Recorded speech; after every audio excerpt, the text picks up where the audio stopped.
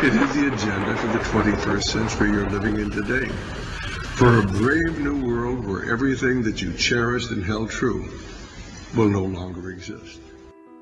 A state of desperation in Haiti after Hurricane Matthew. Haitians in the hard-hit city of Jérémie tore through a United Nations food truck. The looting incident came just moments before UN Secretary General Ban Ki-moon's arrival in Lekki, another hard-hit city in the southwestern peninsula. Humanitarian aid has been slow to reach the region, where Hurricane Matthew hit in early October, killing around 1,000 people. We are going to mobilize. Ban Ki-moon offered Haitians words of hope, telling them to stay strong and promising to work quickly to provide more help. But with major shortages of food, drinking water, and medical supplies in devastated areas, the help couldn't come fast enough. The aftermath of a stampede in northern India that left at least 19 people dead and some 50 others injured.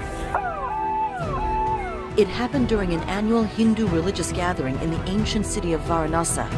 Police say panic spread when hundreds of pilgrims tried to cross a bridge to get to a sacred site at the other side. This man says people were falling on top of each other. We were pushed from the back, he says. Me and my mother were hit. Many people died.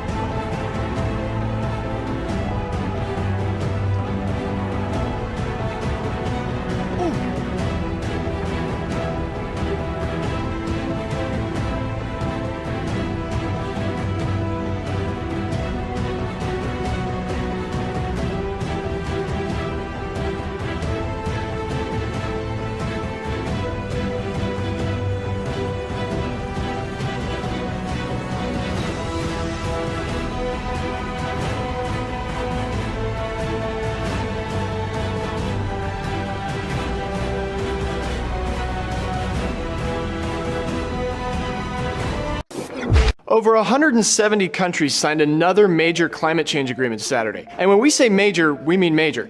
The agreement hopes to cut emissions of one of the most powerful warming agents, hydrofluorocarbons, or HFCs. HFCs are in a range of products, from hairspray to refrigerators. They're thousands of times more powerful than carbon dioxide, and their use is expected to grow in the coming years. This deal will help change that. Unlike the Paris Agreement, the one signed Saturday is legally binding.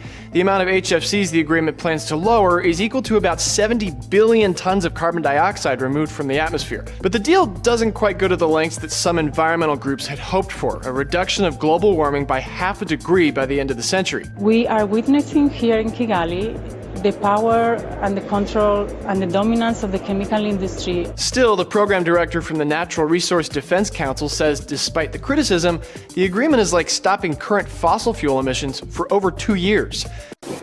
Much of the North Carolina coast still underwater this weekend after a deadly and devastating Hurricane Matthew, as you recall, pounding the area with heavy rains. The state's governor saying some of the poorest areas were hit the hardest.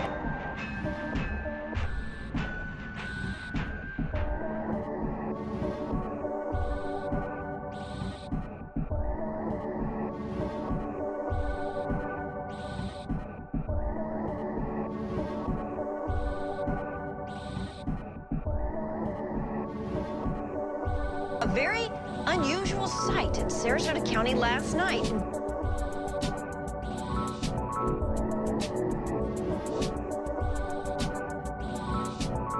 Well, the Pacific Northwest is bracing for round 3 of a powerful storm swirling off the coast.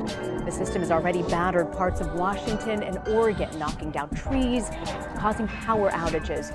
And Coast Guard rescues dozens of people from a camping site in Port Angeles, Washington. That was Friday. The storm has also brought torrential rain, turning streets into rivers. You see that? Yep, bubble? sure did. Yep, see it. What the heck? And there's one below that swipe. There's a thing below the swipe. Do you see that? You see the spot below the swipe?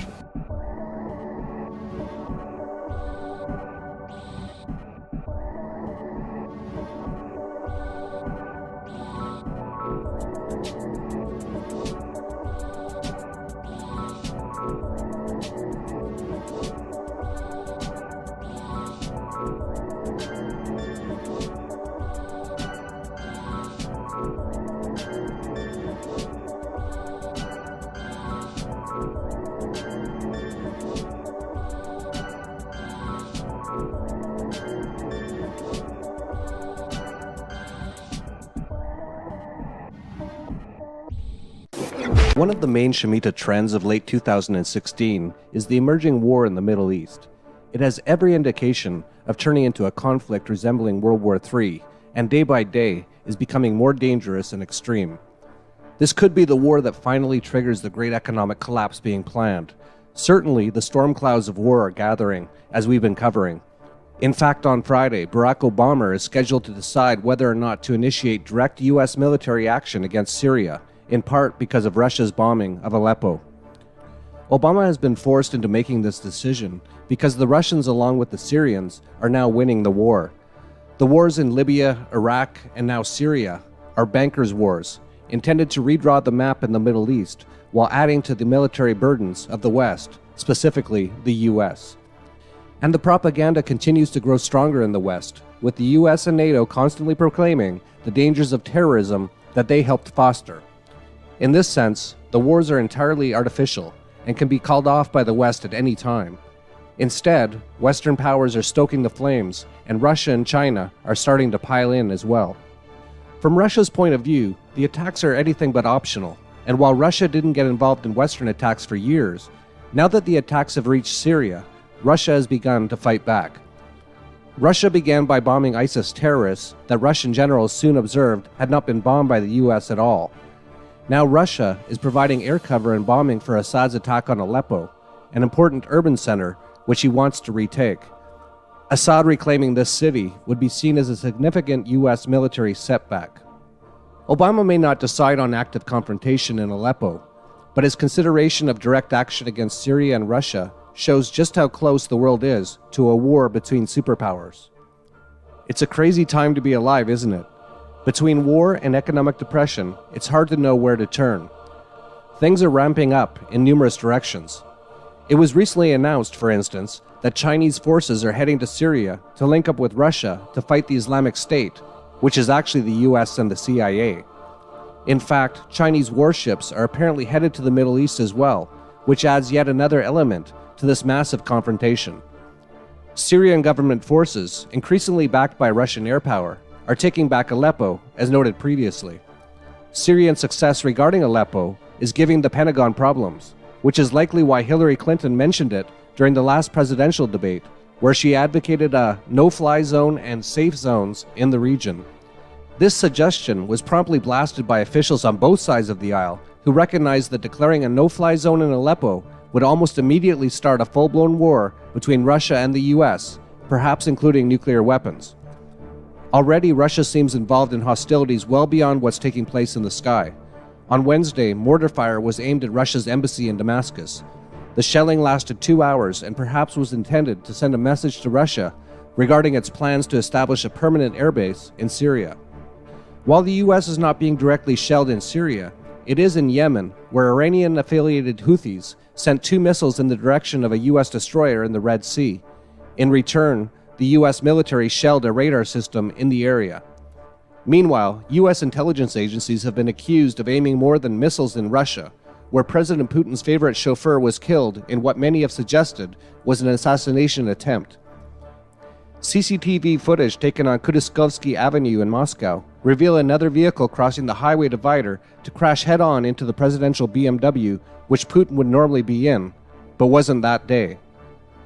Putin hasn't commented on the crash directly, but one of his Russian ultranationalist allies has issued a statement telling US voters that the alternative to a Trump presidency is nuclear war. Vladimir Zhirinovsky, who is well known for his confrontational style, said in an interview that Trump was the last hope for de-escalating Moscow-DC tensions. If there's one thing I've learned about how elite confrontations are managed, it's that usually both sides are eagerly participating in making the tension worse. It's usually all manufactured, but that doesn't make it any less dangerous.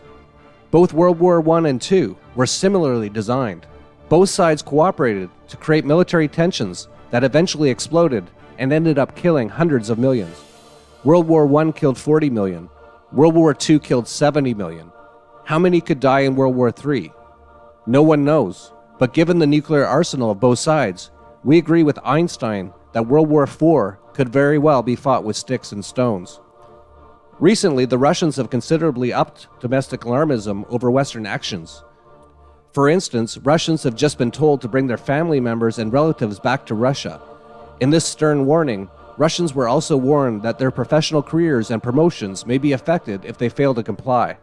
Russia is also setting up a military self-defense exercise that will supposedly involve 40 million or more. These massive movements of people and armaments based on the prospects of war serve Putin's agenda well. He is gaining more and more power over Russian society as a consequence of blatant Western aggression. Usually the West and Russia escalate slowly and stop well before the possibility of accidental conflict. But much as the US seems to be acting with unusual aggression, Russia is doing likewise.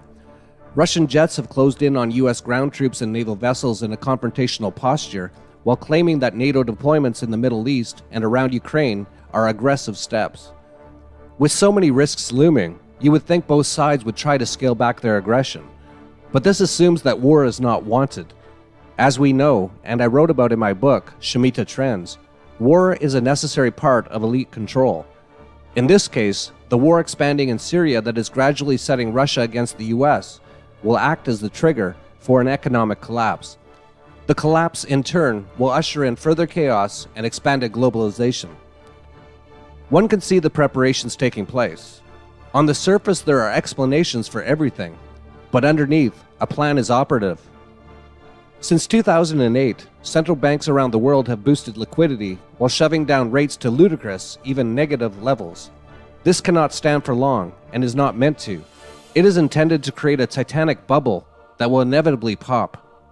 Central bank monetary inflation will not be blamed for the catastrophic crash and subsequent worldwide depression. Instead, some sort of military confrontation will be blamed. In turn, this will give those who operate central banks plausible deniability. They'll say, it wasn't central banking that caused the crash, but an unstoppable world war. Here's how Zero Hedge put it in an article entitled The March to World War III. Over the last 3 years, the US government and the pathetic parrots of the mainstream media have accused Russia of any and every transgression possible, save for, perhaps, kicking puppies or molesting children. One must strongly suspect that all these lies and innuendo had and have a purpose. And the most likely purpose, by far, is the orchestration of World War III. We begin our program at the Indian beach resort of Goa, where leaders of China, Russia, Brazil, and South Africa have arrived for this year's BRICS summit. Presided by Indian Prime Minister Narendra Modi, the summit is themed Building Responsive, Inclusive, and Collective Solutions. The two-day summit will see leaders addressing core issues on global economy, financial cooperation, and trade. They are also expected to create 3 working groups to tackle issues on cybersecurity, terrorism, and energy security. Chinese President Xi has met with his counterpart from South Africa, Jacob Zuma. President Xi said the two countries have been enriching the comprehensive strategic partnership in all fields, and that China hopes to further collaboration to benefit both countries. He added that practical results need to be seen in areas like rail transportation, science and technology parks, vocational training, and regional collaboration. President Zuma said the G20 summit in eastern China's Hangzhou saw fruitful results and strengthened the ties between G20 members and developing countries. He said he hoped partnership could be further improved between China and South Africa, as well as with the African continent. Well, federal agents may soon be legally allowed to hack your computer unless Congress can pass a measure to block it. Beginning December 1st, a new rule goes into effect that gives the federal government permission to hack millions of Americans' computers at once. The Justice Department says the change is necessary in order to battle cybercrime, but privacy advocates argue the new rule goes too far and are pushing for a vote on a bipartisan bill called the Stopping Mass Hacking Act. But it would be a last-minute vote. Congress is in recess until mid-November.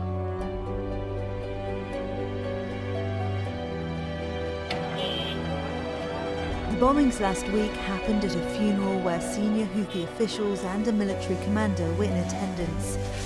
The Saudi-led coalition initially denied responsibility, saying it hadn't conducted airstrikes in the capital at the time. But an investigation concludes it did bomb the funeral, but by mistake. Saudi Arabia's Joint Incidents Assessment Team says a party linked to the Yemeni presidency wrongly passed on information that said there was a gathering of armed Houthi leaders. Investigators say the Air Operations Center in Yemen led the mission without obtaining approval from coalition commanders. Now to a controversy this election year. A Central Coast high school told a student to change his T-shirt after administrators felt it was a distraction and sexually suggestive. In a story you'll only see here on KCOI, Sean Larson talked to the student who says it is his right to wear what he wants. This is the T-shirt that got 11th grader Brett Abel in trouble. On September 6th, my school informed me that my shirt was offensive and sexually suggestive. It caused quite a stir at Orchid Academy High School. The shirt's front shows Bill Clinton's face with the word rape under it. Saudi Arabia and its allies launched a military campaign in March last year against Houthi rebels and forces loyal to former President Ali Abdullah Saleh. The rebels insist they are Yemen's legitimate authority, but the internationally recognized government of President Abd Rabbi Mansour Hadi say the Houthis must disband. Nearly 7,000 people have been killed and at least 3 million people have been displaced since the fighting started. The UN envoy to Yemen is urging all sides to negotiate a political deal. The Saudi-led coalition fighting Houthi rebels in Yemen says one of its warplanes wrongly targeted a funeral in the capital Sana'a. The air raid had hit the funeral of the father of a senior rebel commander. More than 140 people were killed and 500 others wounded. Saudi Arabia has been criticized even by some of its closest Western allies for the attack.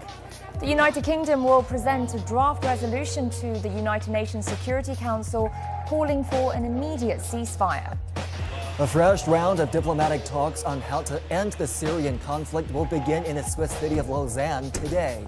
Organized by the U.S. and Russia, this is the first of such since Washington halted bilateral negotiations with Moscow earlier this month. U.S. Secretary of State John Kerry and Russian Foreign Minister Sergei Lavrov will meet with top diplomats from the UN and regional powers. But even before talks began, Lavrov insisted that Russia had no plans to present new initiatives to resolve the conflict. Another high-level diplomatic meeting on Syria, another meeting to end in failure. 9 foreign ministers from the US, Russia, and the region gathered in this luxury hotel where the suites cost up to $9,000 a night. The scene beside Lake Geneva of calm and tranquility could not be further from the horrors of Aleppo, a city under constant bombardment. Do you have anything to say to the people of Aleppo about today's meeting? We're working very hard. Cameras were only allowed in the room for a matter of seconds, and the Secretary of State seemed to be counting them by drumming his fingers. Go back out. We're all set here. Sir, we're all... After this day of talks by Lake Geneva, the diplomatic spotlight will move to London, where European nations not invited here will get their say. There will almost certainly be talk of military options, but everyone knows President Obama is deeply reluctant. There'll also be talk of a war crimes investigation into the actions of the Russians. But again, there's a problem. The UN Security Council is needed for that, and on that issue, the Russians are bound to use their veto. South Korea and the United States say the latest missile test by the Democratic People's Republic of Korea was a failure. The intermediate ballistic missile exploded after liftoff. The Pentagon had detected the launch of a Musadan missile near the northwestern DPRK city of Kusan. According to the South Korean military, the launch took place at 11:33 p.m. on Friday. The test came on the last day of Invincible Spirit 2016, which is the joint naval exercises between the US and South Korea.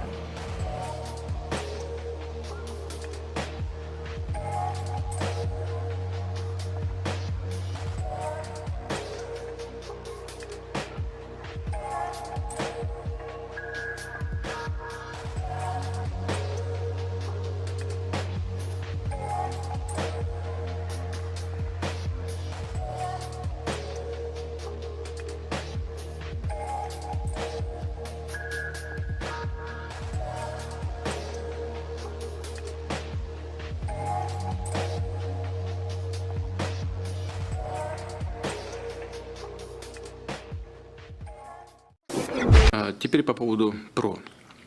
Послушайте, вот здесь все очень взрослые люди и уже опытные. Мы с вами, я сейчас не буду просить, чтобы вы это все, вот так, как я скажу, отражали в своих материалах, влияли на прессу там, или как. Я просто вам, вот знаете, хочу вам лично сказать, напомнить какие-то вещи. Ведь мир избавлен от крупномасштабных войн и военных конфликтов. Мы с вами все об этом знаем. Благодаря так называемому стратегическому балансу, который был достигнут после того, как две суперядерные державы договорились фактически о сдерживании и в росте наступательных вооружений, и о сдерживании в системах противоракетной обороны. Потому что для всех понятно, если одна сторона развивает противоракетную оборону успешнее, чем вторая, то она приобретает преимущество, и у нее появляется искушение использовать это оружие первой. Поэтому это один из краеугольных камней международной безопасности, система противоракетной обороны и договоренности в этой сфере. Я далек от того, чтобы кого-то ругать, обвинять в чем-то. Но когда наши партнеры американские вышли в одностороннем порядке, они нанесли колоссальный удар, или вот это был первый удар по международной стабильности с точки зрения возможности нарушения баланса сил стратегического. Тогда я сказал, ну мы сейчас не можем развивать эти технологии, поскольку, дорого, во-вторых, еще неизвестно, как они будут работать. Мы не будем просто деньги палить. Мы пойдем по другому пути, мы будем совершенствовать ударные системы, чтобы сохранить баланс. Только для этого. Не для того, чтобы угрожать кому-то. Нам ответили, ну да, это вот наша система ПРО не против вас, а то, что вы делаете, мы исходим из того, что это не против нас. Ну и делайте, что хотите. Я думаю, что вот такая постановка вопроса, она связана с тем, я уже говорил, по-моему, сегодня на пленарном заседании, связана была с тем, что это же начало 2000-х годов, Россия находилась в очень сложном положении. Развал экономики, значит, фактически гражданская война и борьба с терроризмом на Кавказе, оборонная промышленность в развале, вооруженные силы в ужасном состоянии. Ну, кому в голову приходилось, что Россия сможет наращивать стратегические вооружения? Наверное, думали о том, что пройдет некоторое время, имеющиеся, доставшиеся от Советского Союза вооружения будут деградировать. Поэтому надо сказать, да делайте, что хотите. Но мы предупреждали, что мы будем это делать. Мы сказали об этом. И мы делаем. И я вас уверяю, сегодня Россия добилась существенных успехов на этом пути. Я сейчас не буду всего перечислять, но мы модернизировали наши комплексы.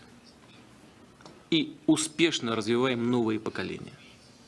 Я уже не говорю о системах преодоления, системы противоракетной обороны, но наши партнеры, несмотря на все наши возражения, на все наши предложения о реальном сотрудничестве, не хотят с нами сотрудничать, отвергают все наши предложения и действуют по своему плану.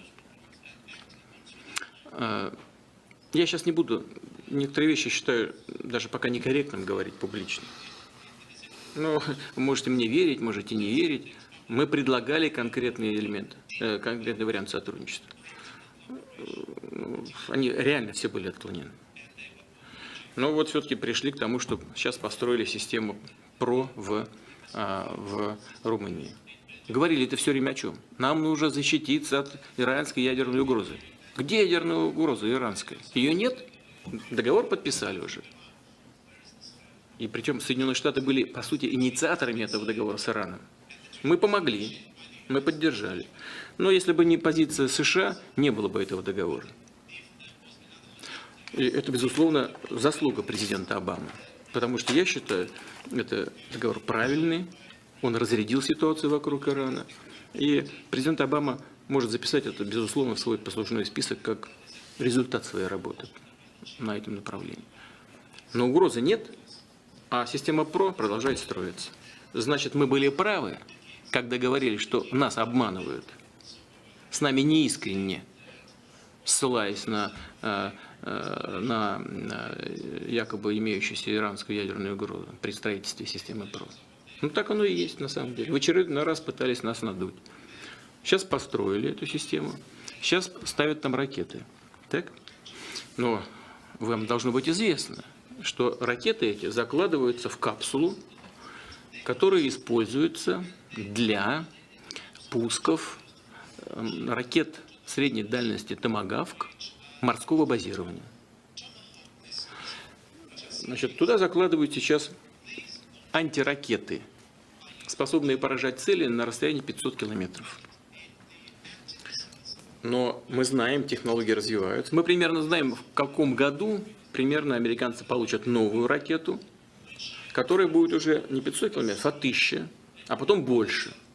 И с этого момента они начнут угрожать нашему ядерному потенциалу. Мы по годам знаем, что будет происходить. И они знают, что мы знаем. Это вам только вешают лапшу на уши, как у нас говорят. А вы, в свою очередь, вешаете своему населению. И люди не чувствуют опасности. Вот меня что беспокоит. Ну как мы не можем понять? Мы тащим мир вообще в совершенно новое измерение. Вот в чем проблема. Делают вид, что как будто ничего не происходит. Но я не знаю даже, как достучаться. И о чем говорят? Это часть оборонного потенциала, не наступательного. Это значит, системы, которые призваны оградить от агрессии. Это неправда, это не так. Стратегическая система противоракетной обороны – это часть наступательного стратегического потенциала. И все это работает в единой связке с наступательными ударными комплексами. Одни прикрывают, одни наносят упреждающий удар высокоточным оружием, другие прикрывают от ядерного ответного удара, третьи, значит, наносят сами ядерный удар. Это все в комплексе решается. В комплексе современном неядерного исполнения высокоточным оружием. Значит, ну ладно, вот эти противоракеты, которые будут развиваться и будут все больше и больше нам угрожать. Но вот в эти чехлы, куда закладываются эти ракеты, я же сказал, что они берутся с кораблей, и там эти шахты, так скажем, используются для томагавков. Ну там можно вообще просто за несколько часов поставить туда томагавки и все. И это уже никакие не противоракеты. Откуда мы знаем, что там в этих шахтах находится? Нужно просто изменить программу. Все. Это работа абсолютно незаметная. До Румынии никто не будет знать, что там происходит. Их что, допускают румын туда, что ли? Никто не будет знать. Ни румыны не будут знать, ни поляки не будут знать. Я знаю, как это делается. Это, на мой взгляд, это большая опасность. Вот когда-то мы обсуждали с нашими партнерами американскими, у них была идея создания баллистических ракет в неядерном исполнении. И мы им тогда сказали: слушайте, ну вы понимаете, что это такое или нет? Вот у вас будут стартовать ракеты с подводных лодок, с территории. Стартует баллистическая ракета. Мы же не знаем, есть там ядерная головка или нет. На какую угрозу вы будете создавать? Но, насколько нам известно, сегодня эта программа не осуществляется. Они ее остановили пока. Но это продолжают. К чему это все придет, я не знаю. Но я знаю точно, что мы вынуждены будем отвечать. Только я уже заранее знаю, чтобы нас будут обвинять в агрессивном поведении, хотя это только ответ. Но ясно, что мы должны будем обеспечить безопасность. Не только свою. Но нам очень важно обеспечить стратегический баланс в мире. И еще раз вернусь к этому и закончу ответ на этот вопрос с того, с чего начал. Вот именно этот стратегический баланс обеспечил, гарантировал мир на планете, гарантировал нас от крупных вооруженных конфликтов за последние 70 лет. И это благо. Хоть оно такое, знаете, основанное как бы на взаимной угрозе, но тем не менее взаимная угроза, она обеспечила нам глобальный мир на протяжении десятилетий. Как его можно разрушить, так я не знаю. Мне кажется, что это очень опасно. Не только кажется, я в этом уверен.